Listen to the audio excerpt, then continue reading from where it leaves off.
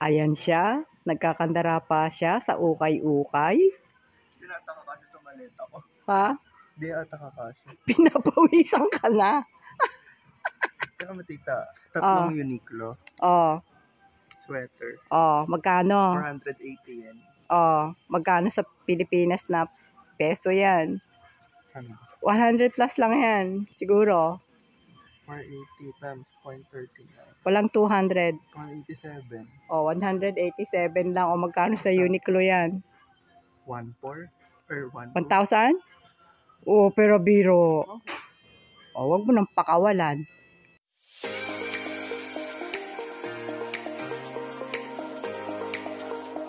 Welcome to my channel. Subscribe and click the notification bell. Thank you. Hello. Good morning, good afternoon, good evening all over the world. Nandito po kami sa recycle shop. Sinamahan ko po ang pamangking ko dahil gusto niya makarating dito sa recycle shop na pinupuntahan ko. So, tingnan natin kung gaano siya nagkakandara pa sa kanyang mga bibilin. Wait lang, ipapakita ko siya sa inyo. Wait lang. Ayan siya, nagkakandara pa siya sa ukay-ukay. Hindi na ata kakasya sa maleta ko. Ha? Hindi na ata kakasya. Pinapawisan ka na. Teka mo tita, tatlong Uniqlo. Sweater. Magkano? 480 yen. Magkano sa Pilipinas na peso yan? Ano? 100 plus lang yan, siguro. 480 times 0.39. Walang 200. 187. 187 lang. Magkano sa Uniqlo yan? 1.4 or 1.2? 1,000? Pero biro. Wag mo nang pakawalan. Tatlo nga po eh. Mabigat ito sa maleta. Hindi, ako naman na Ay! Huwag ka nga maingay. Mabibisto. Cut nyo na lang. Cut. Teka muna. Wag to. Hindi, okay lang. Wala naman nakakaalam. Mga kachichay, pasensya na kayo. Hindi niya alam kung ano yung kukunin niya. Ayan siya. Hindi niya alam kung ano yung kukunin niya. Pinagpapawisan na siya. Alam mo, paglapas natin, malamig sa labas, pinagpapawisan ka. Ayan, ate. Kuya Dante, tignan mo yung anak mo. Nagkakandara pa, hindi alam kung alin ang kukunin. Pero in fairness, nakakita siya ng pantalon na gusto niya. Ayan, pwede partner. Tignan mo, baka mura yan. Ha? 3.9. Ay, wag na. Suli mo yan. Ayan, nagkakandara pa siya. Pero may nakita ako. Hindi ko alam kung magkano. Itong nasa dulo.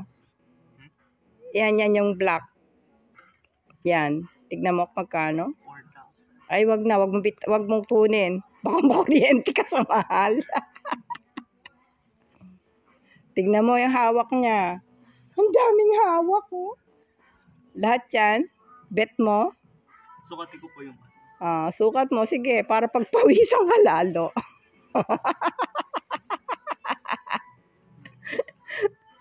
Ayan siya. Namroblema siya sa dami kasi. Hindi alam kung alin ang kukunin. Ayan, ang cute niyan. Kaya alam, mukhang mabigat sa bulsa yan. Ayan siya. Namroblema siya. Hindi niya alam kung alin kukunin niya. Sige. Kuha pa more. Sana all. Sana all. Ayan, magsusukat siya.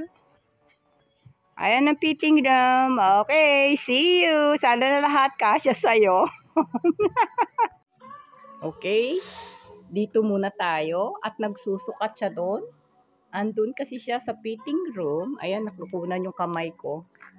Andun siya. Dito muna ang Lola Chichay. Napagod kay ikot.